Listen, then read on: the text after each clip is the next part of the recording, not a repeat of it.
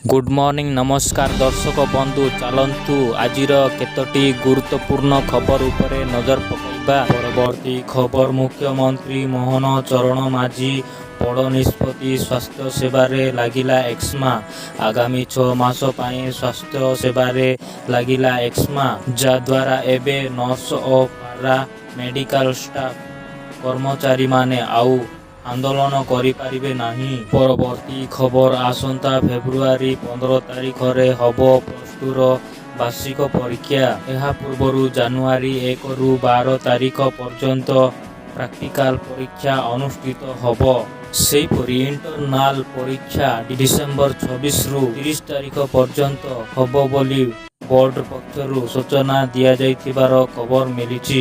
परवर्ती खबर पोलैंड रे पहुंचिले प्रधानमंत्री नरेंद्र मोदी। आज पोलैंड राष्ट्रपतिଙ୍କ सह करिबे द्विपाक्षिक आलोचना। सेहीपरि पोलैंड रे थिबा भारतीय माननकु संविधान संबोधन करिबे प्रधानमंत्री नरेंद्र मोदी बोली खबर मिलिछि। परवर्ती खबर मांकड़ घोड़ेइबा पई राज्य रे गठन हबो मंकी स्क्वाड। मुख्यमंत्री मोहन चरण माझी नेले बड़ पदक्षेप कारण राज्य रे अनेक समय रे मांकड़ मानक द्वारा अनेक लोक आघात होउचंती।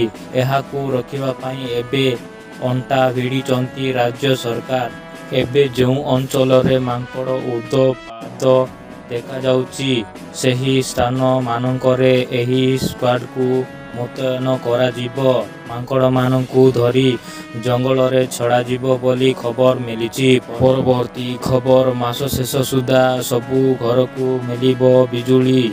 विधानसभा रे सूचना देले शक्ति मंत्री केबी सिंह। सेपटे विद्युतकरण होई नथिबा घर को सेप्टेम्बर सुधा पहुंचिबो बिजुली। सबु घर को